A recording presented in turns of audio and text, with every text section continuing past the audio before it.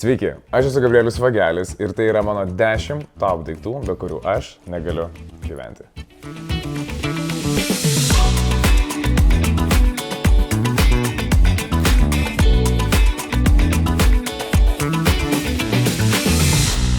Pats pirmasis daiktas tai yra mano rankinė, be kurios neįsivaizduoju dabartinio savo gyvenimo. Pavyzdžiui, vienas dalykas, koks yra geras, tu turi veidrodėlį, į kurį bet kada gali pasižiūrėti, jeigu netyčia prastai atrodai. Pavyzdžiui, kažkur eini ir galvoji, blemba, ar viskas gerai pasižiūri ir matai, kad viskas gerai. Ji atrodo maža, bet iš tikrųjų aš čia galiu sutalpinti absoliučiai viską. Jeigu netyčia nutiktų taip, kad kas nors kėsintųsi mano rankinę paimti, tai tiesiog su to žmogumi reikėtų kalbėtis jau rimtai.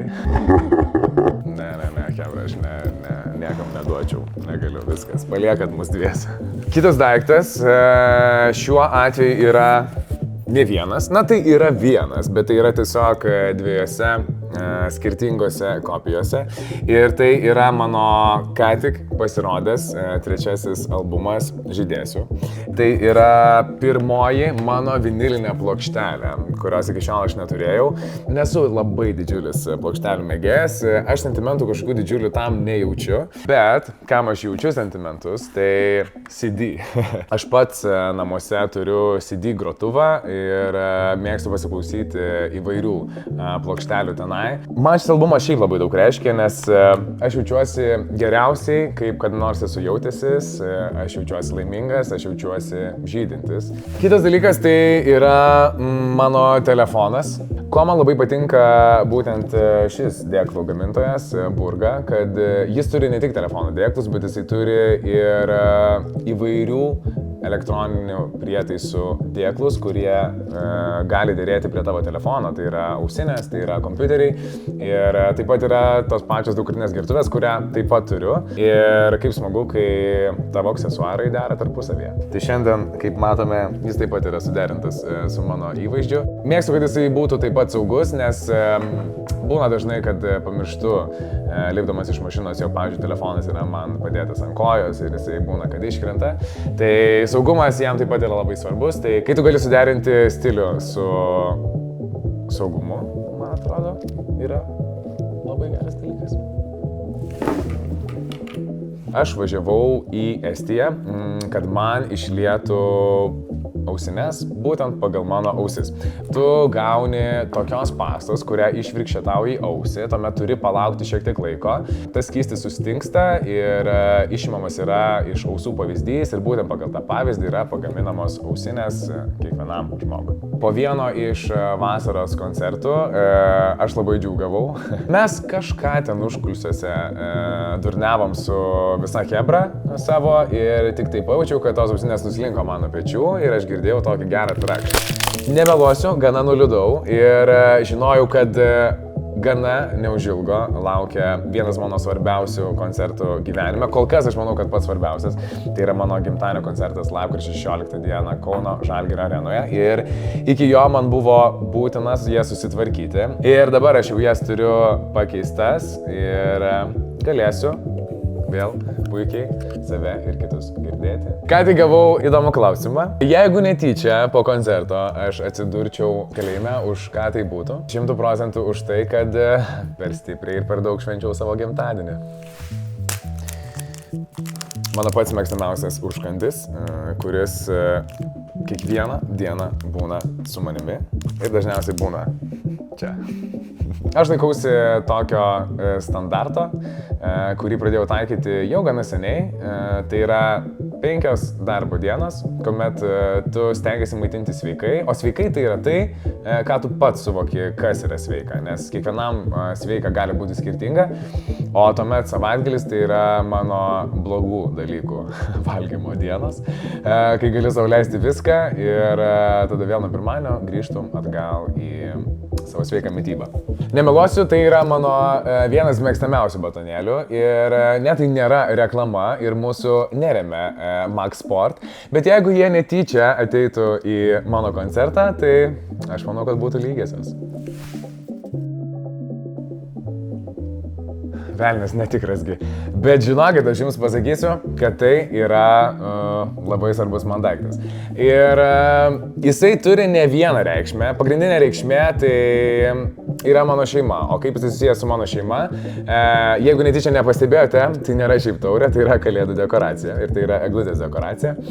Ir mano šeima tai yra turbūt svarbiausias dalykas gyvenime. Ir Kalėdų šventė man visada asocijuojasi su šeima ir su mano giminės, mano artimiausiais žmonėmis ir draugais. Ir mes visada susirinkame prie vieno bendro stalo, turime labai smagius pokalbius, turime daug juoko, turime žaidimų. Ir ta šventė tai yra, kurios negalėčiau į nieką absoliučiai išmainyti. Ir kiekvienais metais be galo stipriai laukiu šios šventės. Ir kitas dalykas tai kad mėgstu išgerti. Ne, juokauju, iš tikrųjų, kas nemėgsta išgerti? Vandenis geriam, Coca-Colas geriam, viską, o per šventės tai reikia išgerti ir nealkoholinio. Vyno su vyšne. Bet kitas dalykas tai yra turbūt ta šventė, kurią aš apturiu ne tik šiandien, ne tik šią savaitę, bet visus šios metus. Ir kelti taurę reikėtų dažnai ir pasidžiaugti dalykais, kuriuos mes turime ir branginti žmonės, su kuriais mes esame ir tiesiog džiaugtis gyvenimu. Kitas mano labai svarbus dalykas tai yra jūs nieko nematote dabar rankose, bet jūs matote labai daug ant rankų ir tai yra mano papuošalai, kurie yra mano turbūt svarbesni drabužiai negu įprasti drabužiai ant kūno. Jeigu netyčia aš juos pamirštu namuose, aš turiu grįžti atgal ir užsidėti, nes žinau, kad diena bet kokiu atveju bus gera, bet ji nebus tokia gera, kaip būtų, jeigu būčiau užsidėjęs visus juos ir turėčiau su savimi. Vienas iš papuošalų, kuris man yra be galo svarbus, tai yra mano mamos dovanotas žiedas. Tai yra gimtadienio proga dovanotas žiedas prieš porą metų ir jis niekada nenulipa mano piršto. Tuomet vienas iš šių žiedų taip pat yra netgi seniau atkeliavęs į mūsų šeimą. Tai yra mano mamos tetos dovanotas žiedas ir būtent 2 vienodus žiedus yra padovanojusi jį mano mamai ir tetai. Ir teta taip pat su juo negali skirtis ir aš iš mamos jį taip gražiai nukniaukiau, nes sakiau, man jisai labai tinka, sakau, tu turi taip pat daug viso kito gražaus ir jis visada yra taip pat man ant rankos. Į negyvenamą salą, aišku, kad imčiau žiedus, nes rūbų ten susirasti iki galima, su lapais apsiklot, pavyzdžiui.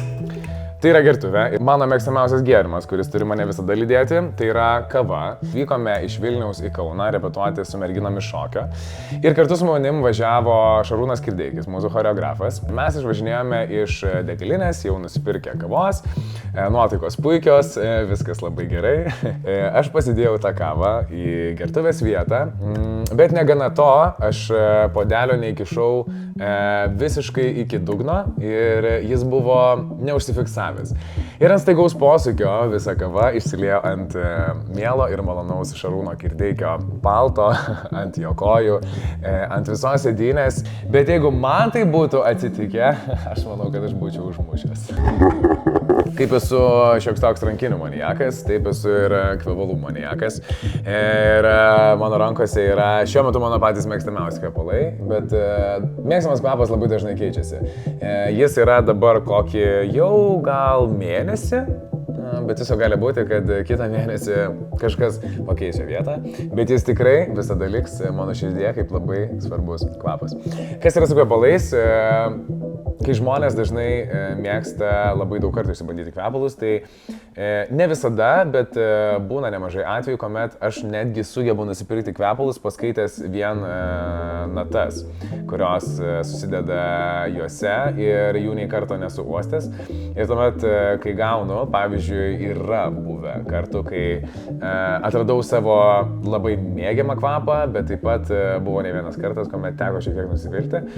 Bet tada nieko baisaus, nes pavyzdžiui, yra tėtis, kuriam yra gerokai paprasčiau su kvapais ir aš tiesiog jam taip labai gražiai padedu ant lentynėlės ir sako, naujas kvapas, kodėlgi ne. Aš labai dažnai koncertų dieną mėgstu vartoti tokias pastiles, kurios yra čiulpiamos, nebūtinai šitos tai visada būna, bet tiesiog kažkokias tai mėdinės, nes tos stygos vis tiek būna dažnai apkraunamos ir to kažkokio raminamo pojūčio labai norisi. Ir kiekvieną kartą, ypač mano pagrindiniai fanai, kuomet mane mato, tai jie mato visą laiką su burnoje čiulpamais dalykais ir jie klausia manęs, ką tu čia, Gabrieliau, visą laiką valgai. Ir aš tada sakau, kad čia yra mano svarbus dalykai, be kurių aš negaliu ir kurie labai gerai ramina. Na, žinokit, nuoširdžiai, aš šiaip labai netikiu visais prietarais, bet... Eik tu mačia. Stiklas dūžta, tiksliai sekstis, viskas gerai. Nu, sakykit, ką norit, mums sudužo taurė. Nu, tai kaip čia taip? Tai žinot, kas čia reiškia? Kad yra geras ženklas ir reiškia, kad viskas labai pasiseks. Tai dabar tiesiog reikia tą taurę, ne, klijuoti nereikia, nes tai bus blogas ženklas. Tada va taip pasidėti namie ir žiūrėti į savo gerą ženklą.